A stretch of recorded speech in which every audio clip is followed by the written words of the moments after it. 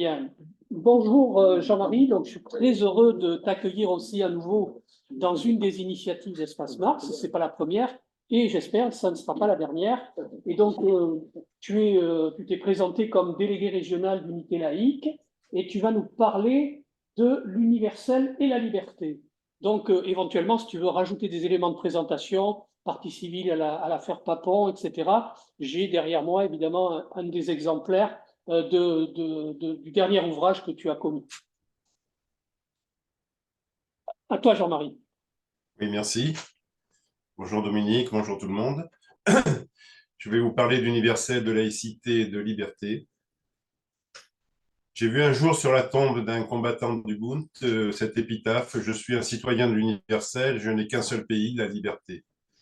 Ce qui a de quoi surprendre de prime abord, mais en y réfléchissant bien, pas tant que cela. Que vient faire la laïcité ici en si belle compagnie, universel et liberté? Pour moi, tout est lié. Pour reprendre la formule de Caroline Fourès, la laïcité n'est pas une arme, mais un bouclier. Ou encore la mienne, la laïcité n'est pas une opinion, c'est la liberté d'en avoir une. Quand Delphine Orviller, la rabbine, est venue récemment à Toulouse, je lui ai posé la question suivante: est-ce que la laïcité est une arme ou un bouclier face à l'antisémitisme? Car pour moi, oui, elle est toujours la meilleure arme contre le racisme, contre l'antisémitisme et contre les dérives sectaires. La peur de l'autre entraîne le repli identitaire qui lui-même conduit forcément au communautarisme et enfin au fascisme. Pour rester sur Delphine Orviller, elle trouve et explique une différence entre le racisme et l'antisémitisme. Quand je suis plutôt sur la position de Caroline Fourès, elle englobe dans un seul mot le racisme anti-juif, le racisme anti-noir et toutes les formes de racisme. Delphine Orviller explique que le raciste est un individu qui se croit supérieur à sa victime, quand l'antisémite est une personne jalouse, envieuse de sa victime. Le raciste est donc sujet à un complexe de supériorité, quand l'antisémite est atteint d'un complexe d'infériorité. Je reviendrai sur la définition de Delphine Orviller sur la laïcité un peu plus tard. J'ai donné la devise « La laïcité n'est pas une opinion, c'est la liberté d'en avoir une » au comité Laïcité République quand j'en étais président, qui en a fait sa devise, qui a été reprise par certaines organisations comme le Grand Orient de France. Elle est même rentrée dans le domaine public et je me vois souvent citer avec des noms célèbres. Un qui me fait sourire, c'est avec Albert Einstein, qui dit « Seules deux choses sont infinies, l'univers », on arrive sur notre terme, et la bêtise humaine, et pour l'univers, je n'en suis pas certain. Mais le plus souvent, je suis cité avec Victor Hugo, « L'État chez lui, l'Église chez elle ». En tout état de cause, beaucoup trop d'honneur pour qui me connaît vraiment. Mais je suis repris aussi sur les sites de l'État qui reprennent cette devise. Et le maire de ma commune, la semaine dernière, qui je disais que la phrase qu'il avait inscrite sur l'arbre de la laïcité était en fait ma devise, n'en revenait pas. Il m'a dit « mais alors je t'ai plagié ». J'ai été président donc, du comité Laïcité République, j'en suis le président d'honneur encore, un des présidents d'honneur, et j'adhère aujourd'hui à Unité Laïque. Unité Laïque est une association populaire qui a pour objet la défense, la promotion, le développement de la laïcité et des principes républicains en France, dans l'Union européenne et dans les instances internationales. Elle attache une importance particulière au maintien, au respect de la laïcité dans les collectivités publiques et dans les institutions. Elle considère l'école comme le creuset de la citoyenneté laïque et républicaine. Elle œuvre à l'unité des laïcs. Unité laïque appelle tous les citoyens à prendre leur place dans l'association, sans esprit de parti. Elle revendique une communion universaliste, internationaliste et laïque. Elle a deux ambitions: réunir autour d'elle le maximum de citoyens qui définissent comme elle la laïcité, se réapproprier la défense de la laïcité, on vient d'en parler, pour ne plus la confier aux seuls élus qui, au lieu de la défendre, trop souvent la mettent à mal. Pour commencer, je vais rappeler quelle est ma définition, ma vision de la laïcité. La laïcité, c'est simple, inutile de la compliquer ou de lui coller un adjectif. Elle vise l'intérêt général de la République et non des intérêts particuliers. C'est d'abord un principe de stricte égalité des citoyens, quelles que soient leurs origines. C'est ensuite une philosophie basée sur les droits de l'homme et le citoyen. C'est enfin un corpus juridique basé sur la loi de 1905 qui institutionnalise la séparation des églises et de l'État, interdit le financement ou le salariat des églises et enfin oblige les agents de l'État à respecter une stricte neutralité. Être citoyen, ce n'est pas appartenir à une confession. En tant que membre d'une confession, tu n'es rien. En tant que citoyen, tu es tout. Comprendre cela, c'est être républicain. De la même façon que le juif est le baromètre de l'histoire, la femme est le baromètre de la laïcité. S'en prendre à eux, c'est s'en prendre à l'humanité, à l'universel. Voilà deux phares de la laïcité qui permettent de rester dans les rails de la République. La laïcité est universelle, se servir d'elle pour rejeter une partie de la population est en fait du fascisme. La laïcité est un principe d'émancipation et non pas de soumission. On n'interdit pas les particularismes, bien au contraire, on les défend et on les admet tant qu'ils sont conformes à la loi commune, elle-même fondée sur les droits de l'homme et du citoyen. Voilà ma vision de la laïcité. Unité laïque, donc l'association dans laquelle je travaille aujourd'hui, a la particularité à la fois de défendre la laïcité et de travailler sur la transmission et la mémoire. Ce qui me convient parfaitement puisque je donne des conférences sur ces thèmes dans les collèges, les lycées, les synagogues, les fêtes de l'UMA, les médiathèques. Et je dois être à peu près à 50 conférences depuis la publication de mon dernier livre. Mes parents sont originaires de Lettonie, ma grand-mère était fille de rabbin, mon grand-père révolutionnaire dans le Bund, et il a quitté la Lettonie pour avoir enfoncé une pinte de bière dans la gueule d'un officier tsariste qui voulait lui faire porter une santé à la gloire du tsar. Vous aurez bien compris que cette façon de porter une santé n'est ni vraiment à la russe, ni vraiment conventionnelle. Il fuit Riga et arrive en France en 1916. Et qu'est-ce qu'il fait? Dès son arrivée en France, il s'enrôle dans les Zouaves et part se battre en Grèce, dans l'armée de l'Orient, à la bataille de Salonique, dans la vallée de la Strouma. Il reçoit la croix de guerre. Mais pour lui, c'était la façon de remercier la France qui était le pays de la liberté. Ma famille a payé un lourd tribut à la dernière guerre mondiale, puisque 10 de ses membres ont été déportés sans aucun survivant. Dominique en a parlé, là je fais partie de la première famille, ceux qui ont déclenché le procès Papon. Et quand je suis arrivé en Haute-Garonne, il y a 3 ans, j'ai rencontré 2 personnes, Anton, un voisin qui est ouvrier de la SNCF, issu d'une famille de républicains espagnols, et Roseline, la patronne de la librairie La Renaissance, que certains connaissent, qui me fait intervenir dans les faits de l'UMA. Son père a été condamné à 101 ans de prison par Franco. Et si je vous en parle, c'est parce que ma femme dit que lorsqu'ils nous parlent de leurs familles respectives, elle retrouve les mêmes intonations que les miennes quand j'évoque ma famille. Victime de la Shoah, du franquisme, du génocide arménien, nous sommes liés. C'est là que le terme d'universel prend tout son sens. Nous sommes des citoyens de l'universel. Et si on me pose la question, je n'ai qu'un pays, celui de la liberté. Tout se tient et ceci explique cela. Une des grandes actions menées par Unité laïque et son président Jean-Pierre Sakoun, c'est d'avoir permis la panthéonisation de Missak Manouchian. Le voilà au cœur de mon propos, avec ce combattant de l'universel et de la liberté, et son entrée au Panthéon. Jean Moulin, Joséphine Baker et Missak Manouchian. Je meurs sans haine en moi pour le peuple allemand. Quelle magnifique leçon d'universalisme dans la bouche de ce combattant arménien. Il ne se battait pas contre un peuple, il se battait contre une certaine idée de la France. Mais à l'heure du couvre-feu, des doigts errants avaient écrit sous vos photos « Mort pour la France » et les morts de matin en étaient différents. Elle résonne cette phrase avec celle de ma grand-mère qui perdit ses 3 sœurs, leur mari, leurs enfants, sa mère dans la machine à exterminer d'Auschwitz, et qui, quand je lui disais non, mais tous les Allemands ne sont pas des nazis, me répondait oui, mais tous les nazis étaient allemands. Sa peine et ses plaies étaient encore béantes, et elle n'avait pas la force de Missak Manouchian. Moi, j'étais un enfant de la Shoah, je devais vivre avec. Je meurs sans haine en moi pour le peuple allemand résonne aussi avec cette anticie Jean Moulin prononcée en 1964 par André Malraux. Pour moi, un des plus beaux discours, un des plus beaux éloges du siècle dernier. Jean Moulin et Missak Manouchian, et avec eux le cortège d'ombre de tous ces résistants d'origine étrangère morts pour la France. Je meurs sans haine à moi pour le peuple allemand résonne encore avec ma France, c'est Joséphine, prononcée en 2021 par Emmanuel Macron pour rendre hommage à la panthéonisation de Joséphine Baker. Il résonne toujours et vivre comme la flamme de la liberté. Joséphine Baker défendait les grands principes universels de liberté, d'égalité et de fraternité. Missak Manouchian mérite que son nom soit à jamais gravé dans la pierre blanche du Panthéon, à côté de ceux de Jean Moulin, de Geneviève Antonios de Gaulle, de Pierre Brosselet, de Germaine Tillon, de Jean Zé et de Joséphine Baker. Les résistants ne se trompent jamais.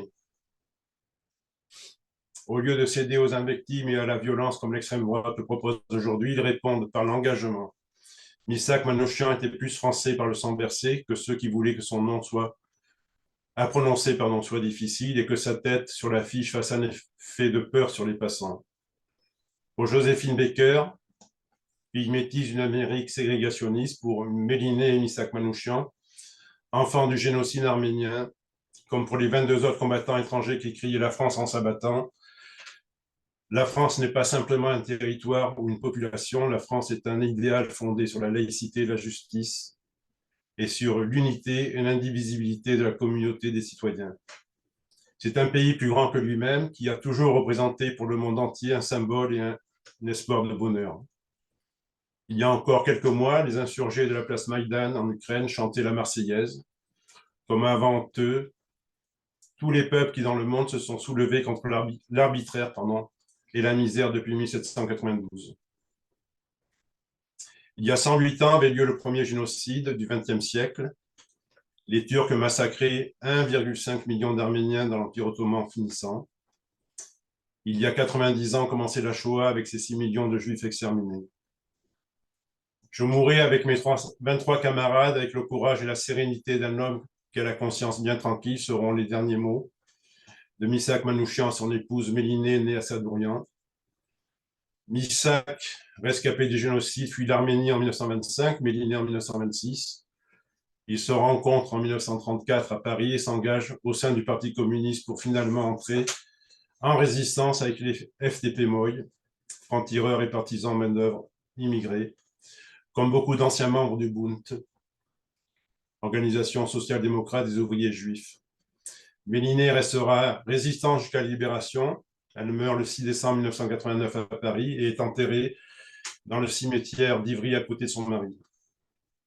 La date du 21 février 1944 s'inscrit à jamais dans notre mémoire collective et rendre hommage à l'enfant du génocide arménien, aux poètes, aux syndicalistes, aux journalistes fusillés ce jour-là au Mont-Valérien. C'est reconnaître son combat et celui de tous ses compagnons pour la liberté. C'est lutter contre la négation et l'apologie des crimes de masse, des crimes contre l'humanité, des génocides. C'est enfin défendre l'honneur et la mémoire des victimes du nazisme et du pétainisme. Tout comme Joséphine Baker, le résistant arménien s'engage dans la lutte armée contre les fascistes et l'occupant nazi. Au-delà de la filiation directe entre ces fascistes d'hier et ceux d'aujourd'hui au port du pouvoir en France, l'Europe oublieuse de son passé est en train de sombrer à nouveau dans la peste brune et de s'offrir à la bête immonde. Nous leur devons fidélité, nous ne devons pas oublier leurs actes. Nous devons aujourd'hui faire en sorte qu'ils ne soient pas morts pour la France hier pour rien. Pour reprendre André Malraux, aujourd'hui, jeunesse, puisses-tu penser à ces hommes et à ces femmes, ce jour-là, ils étaient le visage de la France. Enfant de la Shoah, j'ai très vite compris que les victimes des génocides se ressemblent. Esclavage, génocide arménien, Shoah, Rwanda, Yougoslavie, Ouïghour, Ukraine. Mon épopée familiale s'entremêle avec les grandes lignes de l'histoire et avec celle du couple Manouchian. Face à la montée des extrémismes et du populisme, l'enjeu de la transmission aux enfants est essentiel. Car eux ne se posent pas de questions. Ils savent qu'ils se sont battus pour que nous puissions vivre libres. C'est à nous, adultes, de continuer à transmettre. C'est tout le travail que mène aujourd'hui Unité laïque, qui aboutit ce jour par l'entrée de Missak Manouchian au Panthéon. Nous le leur devons, nous le devons. Et moi, je refuse de renoncer à la laïcité sous prétexte que l'extrême droite monte dans les sondages, sous prétexte qu'elle est aux portes du pouvoir et qu'une partie de la gauche est devenue pro-islamiste pour de mauvaises raisons électoralistes. qu'elle confond période pré-révolutionnaire avec période pré-fasciste. Aujourd'hui, l'universalisme à la française est mis en danger par l'islamisme. Les mêmes barbares qui hier se réjouissaient de voir New York en cendres ou Paris en sang. Depuis bien trop longtemps, nous hébergeons, nous protégeons les frères musulmans, les frères Ramadan pour la France, les auteurs des attentats de la rue des Rosiers, de la synagogue de la rue de Copernic, de Charlie, de l'Hypercacher, du Bataclan, de l'école aux Arts à Torah. La loi de 1905 et son article 2 contient l'âme de la laïcité à la française. La République n'ignore aucun culte, elle les connaît tous, mais elle n'en reconnaît aucun. Notre Déclaration des droits de l'homme et du citoyen de 1789 s'inspire de la Déclaration d'indépendance américaine. C'est une autre façon de parler d'universel et de liberté. La différence entre laïcité et sécularisation, on en parlait ce matin, est frappante si l'on compare l'évolution de la France et des États-Unis. Les États-Unis d'Amérique se sont placés sous la protection de Dieu pour rester unis. La France a dû remettre Dieu à sa place pour rester une république. Ces pays devraient être très proches. Après tout, ce sont deux républiques nées de deux révolutions inspirées par les mêmes personnes. Pourtant, un océan les sépare lorsqu'il est question de laïcité. Pour une raison qui tient à l'histoire et à leur modèle, en France, comme l'explique Patrick Weil, la puissance publique apparaît comme le protecteur de l'individu contre les potentielles pressions de groupes religieux, alors qu'aux États-Unis, ce sont les groupes religieux qui sont perçus comme les protecteurs de l'individu par rapport aux intrusions de l'État. Il en est de même dans les sociétés anglo-saxonnes. En France, la Constitution et Déclaration des droits de l'homme interrogent directement le citoyen, quand dans les pays anglo-saxons, tu n'es rien en tant que citoyen. Pour être reconnu, il te faut appartenir à un groupe, un club, une église, etc. Au Canada et en Angleterre, les communautés religieuses ont obtenu des accommodements, en fait des dérogations à la loi, que les autres n'obtiennent jamais. Qu'un élève se présente avec un couvre-chef lorsqu'ils sont interdits à l'école, il devra enlever son chapeau. Mais si cet élève explique que son couvre-chef lui est réclamé par Dieu, alors il pourra le garder. Je parlais de Delphine Orwiller tout à l'heure, au début de mes propos. Voilà ce qu'en dit la rabbine. La laïcité, c'est distinguer le je du nous. Être laïque en France, c'est pour l'individu le je, s'extraire du groupe le nous, et enfin devenir lui-même. C'est-à-dire qu'elle place la religion sous les lois de la République, et non pas l'inverse. Revenons à l'universel et aux États-Unis d'Amérique. Comme nos révolutions, nos séparations n'ont pas le même adversaire. L'Amérique est un pays majoritairement protestant, concédé d'une pluie de dénominations qui ont accompagné l'indépendance. La République française s'est construite dans un face-à-face central et brutal avec l'Église catholique. Comme le note André Appine, les deux pays connaissent une forme de séparation, mais avec des objectifs quasi opposés. Dans la culture américaine, il s'agit de préserver une Église libérée de l'État pour le bien de la religion elle-même. En Europe occidentale, il s'agissait de libérer l'État de l'influence religieuse. Prenons un exemple, l'égalité par rapport à l'équité. L'équité permet de compenser les inégalités en faisant appel à la discrimination positive, terme inapproprié et issu de la culture anglo-saxonne. Mais cela reste une fausse bonne idée. Par exemple, sur la parité, les philosophes et féministes comme Elisabeth Badinter considèrent que la parité est en fait une rupture de l'égalité. Un autre exemple, même s'il n'y a pas de race, le racisme existe bien malgré tout. C'est ce que Léopold Sédar Senghor dit quand il parle de négritude. On m'appelle nègre, alors je parle de négritude. Mais que serait la liberté si on ne pouvait pas rompre avec le fait d'être né quelque part? Marc Aurèle disait « J'ai deux patries, la petite Rome et la grande, le monde ». On ne doit pas rester prisonnier de ses appartenances. Un homme prisonnier de ses appartenances individuelles n'est pas vraiment libre par définition puisqu'il est prisonnier.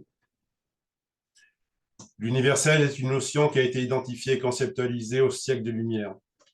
L'universalisme est une notion abstraite, symbolique et conceptuelle. C'est parce que c'est une option abstraite que l'universalisme est contesté.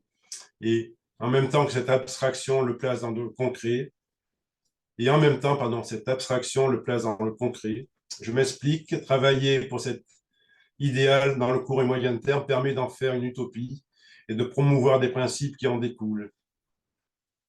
Philippe Foussier, par exemple, disait que l'universel est à la fois un idéal et un combat.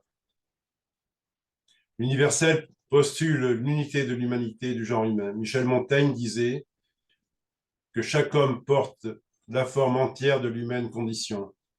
Mais cette conception universaliste s'oppose à la vision essentialiste. Le communautarisme est une lecture essentialiste de l'humanité pour qui les hommes se regroupent selon des caractéristiques communes, le sexe, la religion, la nationalité.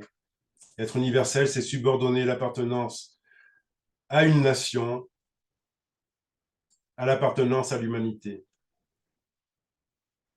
Déjà, un premier constat, l'humanité se définit malheureusement parce qu'elle a connu de pire, le crime, ou ce qu'elle connaît de pire, le crime contre l'humanité. Parler de citoyens de l'universel, cela va au-delà de citoyens du monde, car le monde est un cadre géographique quand l'universel définit à la fois ce cadre géographique et un cadre symbolique ou philosophique. On en revient à la définition de l'universel en mathématiques, qu'on oppose au singulier, au particulier, au général.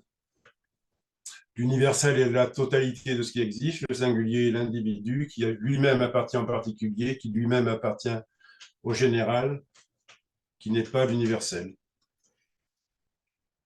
Je vais citer 3 exemples pour évoquer l'universel, l'esclave, la femme et le juste.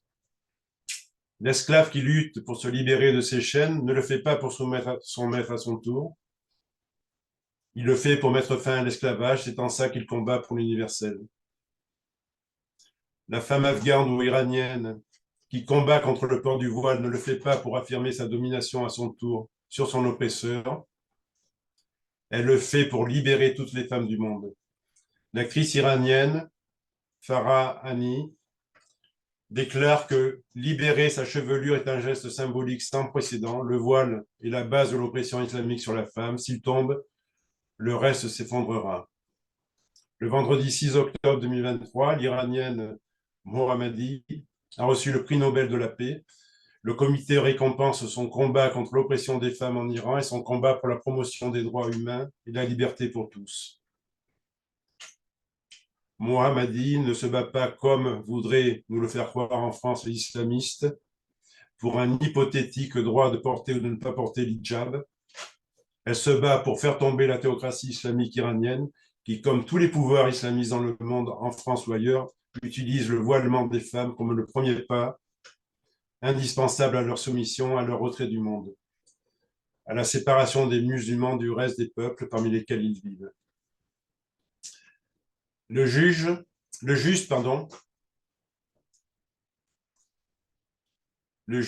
c'est un sujet que je connais bien, je pense être légitime pour pouvoir en parler ici. Je vais dans les collèges, les lycées, certaines universités pour parler de la Shoah et du procès Papon. Mon père a fait obtenir le titre de juste parmi les nations à la personne qui a sauvé ma famille et qui lui a permis de passer la ligne de démarcation. La France a cette double particularité. 75 721 juifs, dont près de 11 000 enfants déportés en France entre mars 42 et août 44, dont seulement 2566 survivants. Jacques Samelin raconte comment il a enquêté sur les plus de 200 000 juifs qui, en France, n'ont pas été conduits vers les camps. Et cela n'est pas dû à une quelconque protection du régime de Vichy, comme on voudrait nous le faire croire, car contrairement aux propos négationnistes de certains, Izorni, repris par Zemmour, Pétain n'a sauvé aucun juif, fût-il français ou étranger. Une grande partie a été sauvée par les justes. Alors je me souviens, je me suis souvent posé la question du pourquoi de ces justes qui, eux, savaient sauver au péril de leur vie ces personnes, quand policiers et fonctionnaires disaient qu'ils obéissaient aux ordres d'un Papon ou d'un Bousquet, et qui ne savaient pas le sort qui leur était réservé. Oui, les justes, eux, savaient, ou au moins se doutaient du sort funeste qui leur était réservé. Alors pourquoi y a-t-il eu autant de justes en France, 4200, par rapport aux autres nations européennes?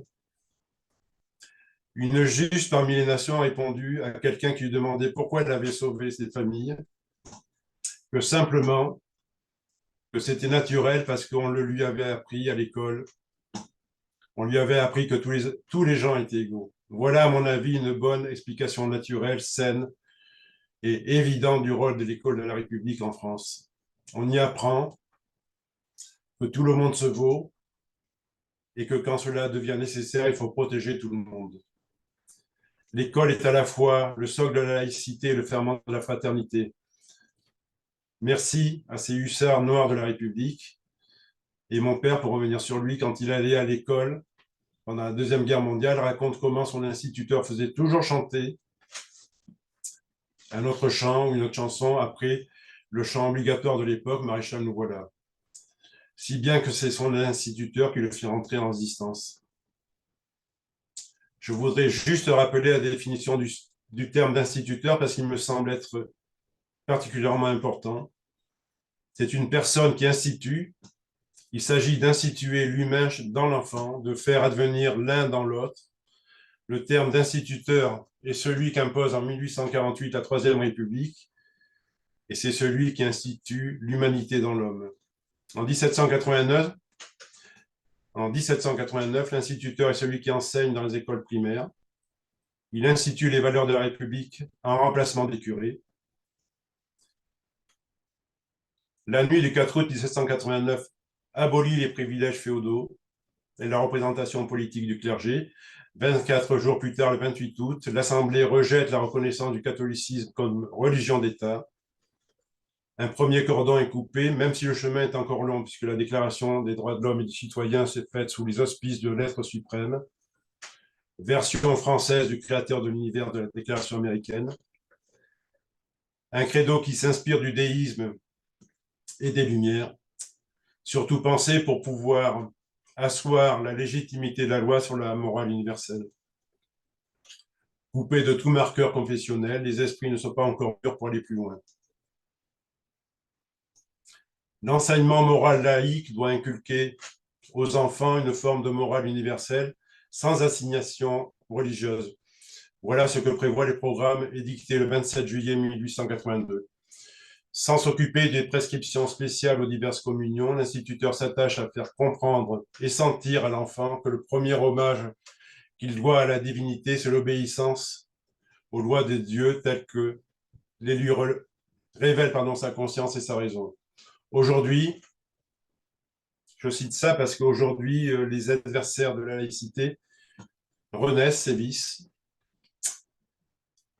Raphaël Gaugier, par exemple, professeur des universités à l'Institut d'études politiques d'Aix-en-Provence, il dirige depuis 2006 l'Observatoire du religieux fondé par Bruno Etienne, un organisme au service de la liberté religieuse. Son président ne fait même pas l'effort de cacher son mépris pour la laïcité. La laïcité, c'est la schizophrénie au pouvoir, le double langage, les préjugés, les évidences d'une culture dominante qui n'a jamais expliqué, parce qu'a priori, ces lois sont universelles. C'est aussi ce qui ressort de l'approche proposée par Jean Bobreau dans son ouvrage Vers un nouveau pacte laïque, un rapport manifeste conçu avec la Fédération protestante et la Ligue de l'enseignement. Son projet est encore plus clair dans la Déclaration universelle sur la laïcité du XXIe siècle, publiée à l'occasion du centenaire de la loi de 1905. Elle propose de garantir l'autonomie de l'État à l'égard de toute religion, conviction, tout en prévoyant la possibilité d'accommodement religieux sur le modèle canadien. Devenir instituteur ou institutrice en 1789, entre 1789 et le début des années 1830, c'était à l'époque fréquemment choisir une profession à défaut d'une autre pour compléter les maigres revenus et à partir de 1818 pour échapper au service militaire. Pourtant, au cours de cette même période, cette profession changea progressivement de profil pour devenir un métier avec de nouvelles exigences professionnelles imposées par l'État. Certes, la plupart des instituteurs et des institutrices de cette époque ne brillaient pas toujours par leurs compétences, mais la brève expérience de l'école normale de l'an 3, la formation après donc cette brève expérience, la formation professionnelle des maîtres de l'enseignement primaire n'a commencé à se développer qu'à la fin des années 1820, afin d'être imposée par l'État lors du vote de la loi Guizot le 28 juin 1833. À cette époque, on comptait environ 33 000 instituteurs, 10 à 12 000 institutrices. J'ai la chance d'être membre de la première famille qui a révélé et déclenché l'affaire Papon. Je suis le dernier membre du groupe des parties civiles encore en vie. C'est grâce à nous que Papon a été condamné pour crime contre l'humanité. Sans nous, l'État français n'aurait jamais été condamné pour son rôle dans la déportation des Juifs de France. Il s'agit bien là du dernier gouvernement fasciste que la France ait connu et qui a été condamné à travers Papon grâce à nous, les parties civiles. Ce n'est pas innocent de dire cela aujourd'hui, quand on voit le score d'un parti fasciste au second tour des présidentielles, ou quand on entend Serge Klarsfeld se fourvoyer et appeler ouvertement à voter Marine Le Pen. Quelle perte de mémoire, quelle honte. Je refuse de croire que ce n'est que de la simple sénilité. Pour l'enfant de la Shoah que je suis, c'est comme si Klarsfeld donnait les clés de la République au fascisme. Voilà. Merci beaucoup, Jean-Marie, y compris pour ta référence à un métier qui est durement mis à l'épreuve dans cette période, celui effectivement des nouveaux professeurs des écoles, dont aujourd'hui on se pose même, y compris la place dans la société, et ça mérite évidemment d'être noté. Évidemment, tout ce que tu as raconté de ton histoire personnelle, tout en l'actualisant au combat d'aujourd'hui, est passionnant. Qui est-ce qui souhaite intervenir?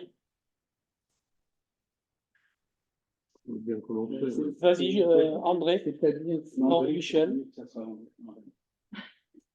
C'est très difficile d'intervenir parce que c'est un témoignage très humain. Bon, s'il faut arriver à dominer son émotion, et je ferai des remarques, pas du tout des obligeantes, je précise, juste des petites corrections. C'est mon ami. Le génocide arménien, ce n'est pas le premier génocide du XXe siècle. Il y en a eu un en Namibie, le génocide Herero, je crois que c'est en 1911. Et quand, bon, évidemment, au niveau de l'échelle démographique, il est moindre d'ampleur, mais quand on a les détails, c'est la répétition générale de ce que feront les nazis. Parce qu'on a eu tout, l'extermination de masse, les camps de concentration, les expérimentations, les numéros affectés sur les prisonniers. Bon, juste ce rappel. Sur le hussard noir de la République, oui, c'est vrai, ils ont été glorieux, mais quand même, je nuancerai le propos, c'est que je me base sur le témoignage de mon père, qui a été l'élève de ces hussards noirs, et qui me disait, on nous apprenait à l'école primaire l'inégalité des races. Rappelez-vous Jules Ferry, la mission des Blancs comme civilisation supérieure et d'apporter les bienfaits de notre civilisation aux races inférieures. Mais ceci dit, c'est vrai qu'ils ont été glorieux. Ensuite, Manoukian, je crois qu'il y a une pétition qui a été signée par d'éminents représentants. Je crois qu'il y a Edgar Morin, peut-être Delphine Orviller que vous citez, l'a signé également, et qui, je trouve, injuste que ce soit uniquement Manoukian qui soit panthéonisé. Il voudrait que tout le groupe des Moï soit aussi panthéonisé.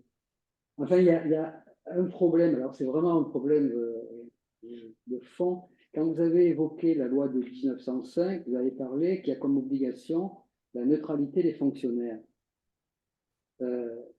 Et ça, la neutralité des fonctionnaires, ça me fait penser à ce que dit Max Weber. Dans Le savant et le politique, il distingue, Max Weber, deux catégories d'hommes politiques. Il dit il y a les hommes politiques qui s'engagent dans les combats politiques, les politiciens, etc. Et puis il y a les fonctionnaires. Et il dit, en ce qui concerne les fonctionnaires, qu'ils sont tenus à justement être neutres, y compris jusqu'à aller contre leur conscience et appliquer malgré tout les décisions prises par les hommes politiques. Et c'est ce genre d'argument, rappelez-vous, qu'a avancé Raymond Barre pour défendre Papon. Raymond Barre a dit, mais s'il n'y avait pas eu ces fonctionnaires qui, pendant Vichy, avaient maintenu l'appareil étatique, l'État français se serait écroulé. Alors, vous savez ce qui a été fait. C'est à la Libération, on est allé les envoyer en Allemagne, les territoires occupés sous responsabilité française, pour se refaire une virginité avant de les réintégrer. Voilà, c'est juste ce que je voulais dire. Tu souhaites réagir tout de suite, Jean-Marie, ou oui. Pardon. Juste dernier Oui, truc. sur Manouchian, Qualité des races, Attends, c'est sous la Troisième République, en France aussi, il y avait les zoos humains. Voilà, juste une rappelation universelle. Oui, Oui, il y a en Angleterre, en Allemagne aussi. il y a le colonialisme. Jean-Marie, après, il y aura André, puis Annie. Mais André, il non, s'en fait, je ne veux pas qu'il parle. mais je sais sur quoi. Mais c'est pas grave. Vas-y, Jean-Marie. oui, sur la pétition, enfin l'appel qu'il y a eu récemment pour faire entrer tout le monde, en fait, ils rentrent tous, il n'y a pas de problème avec Manouchian, il y aura même un panneau qui rappellera l'ensemble des 23 Arméniens fusillés. C'est comme si on demandait à mettre tout le nom des résistants, en plus de celui de Jean Moulin, quoi. Je veux dire, Jean Moulin représente l'ensemble des résistants français et Manouchian représente l'ensemble des... Voilà. Sur Papon, bon, enfin, je ne vais pas revenir dessus. Là, André? Avant de signaler mes profonds désaccords avec Jean-Marie Matisson, je voudrais d'une part le remercier sincèrement et à nouveau pour le travail qui a été fait par les partis civils en général et la famille Matisson en particulier pour obtenir la condamnation de Papon. Et d'autre part, je voudrais dire d'où je parle, c'est-à-dire que effectivement, si je suis né en 1945, c'est bien parce que mes parents ont échappé aux rafles et que, en tant que militants résistants FTP, ils ont participé à ce combat sans en être directement victimes. Mais je crois que, bien évidemment, si je n'ai connu aucun de mes grands-parents, polonais ou bessarabiens, c'est parce que, effectivement, je me sens totalement descendant des victimes de la Shoah. C'est d'ailleurs pour ça, je le dis, mais certains ici le savent, puisque j'ai déjà écrit à Espace Marc, c'est d'ailleurs pour cela que, alors que jusqu'en 2000, je ne me déclarais pas juif, mais d'origine juive, puisque je n'avais ni religion ni activité communautaire, je me suis déclaré juif en 2000 quand le CRIF a préempté la Shoah en prétendant que tous les descendants des victimes de la Shoah devaient se solidariser avec Israël menacé. Et c'est là que, pour la première fois, effectivement, j'ai signé en tant que juif pour les droits du peuple palestinien. Deux détails dans ce que tu dis. Le premier détail, c'est quand même que les concessions qui ont été faites à la religion dans la République laïque de la Troisième République et qui se sont poursuivies au-delà, pour un certain nombre d'entre elles. Dans l'enseignement moral de l'instruction publique jusqu'en 1923, le programme d'instruction civique inclut l'enseignement moral et les devoirs envers Dieu. Il a fallu attendre 2023 pour que les devoirs envers Dieu disparaissent de l'enseignement laïque. Deuxièmement, il y a un problème par rapport à l'universalisme. C'est que, à gauche, souvent on fait cette référence à l'universalisme en disant tous citoyens, indépendamment de toute appartenance.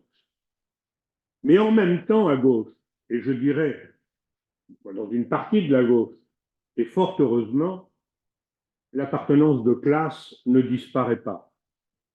Et on est bien content, effectivement, de pouvoir affirmer le droit de se regrouper et de se battre parce qu'on a une participation sociale qui ne disparaît pas. Mais le désaccord fondamental que j'ai avec ce que tu as dit, c'est ce qui en est absent. C'est-à-dire qu'à aucun moment, alors que tu évoques la place que la France aurait comme détenteur de l'universalisme des droits de l'homme, à aucun moment le colonialisme n'est présent. Or, je ne vais pas développer là-dessus parce que c'est une partie de l'exposé que je dois faire après le tien, mais je pense que cette question de la colonisation, elle ne peut pas être absente de cela. Vouloir, et c'est bien évidemment le désaccord que j'ai aussi avec certaines des personnes qui ont été pour toi des références, je pense à Caroline Fourès ou à Elisabeth Badinter. Je crois qu'il y a dans cette vision de l'universalisme quelque chose qui fait disparaître, au nom de l'utopie universelle, la réalité concrète du colonialisme, du post-colonialisme et de ce que j'appellerai tout à l'heure la colonialité de la société française. Merci André. Jean-Marie, remets ton micro.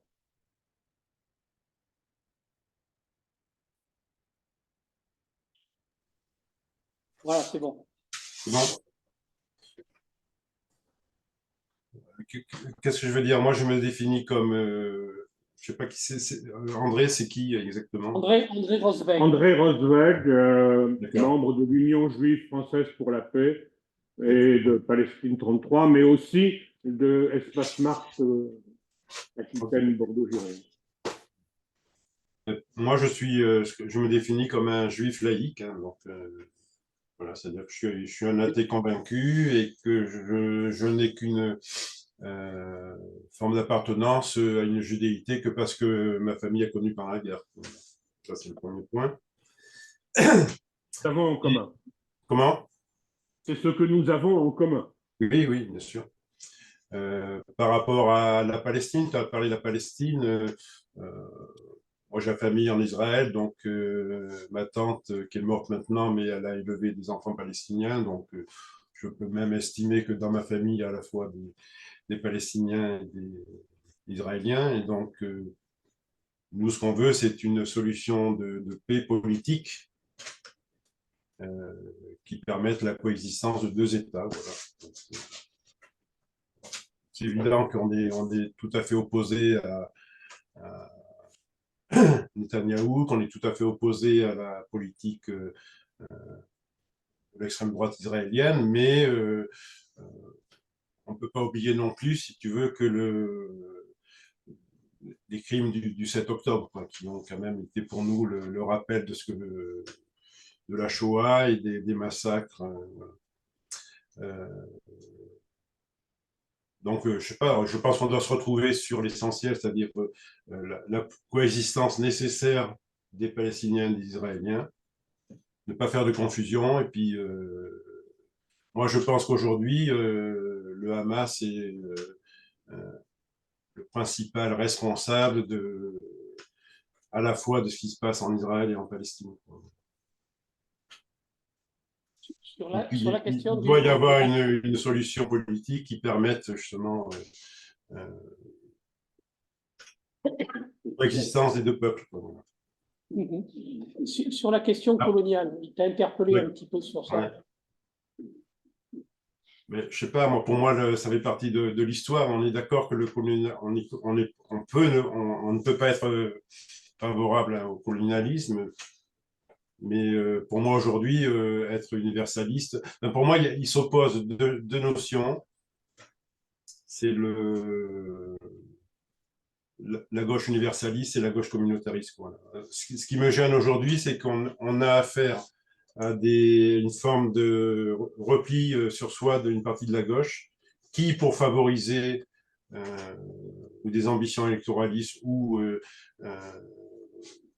voilà, la création d'un climat, comme j'ai dit, d'un climat pré-révolutionnaire, en fait, se fourvoie et ne voit pas qu'elle favorise en fait un climat pré-fasciste et qu'on ouvre les portes grandes ouvertes à voilà, au fascisme en France, quoi. Je pense que prochainement, on aura un président fasciste, voilà, un nouveau président fasciste depuis Pétain, et qu'il y a beaucoup de responsables à ça, quoi.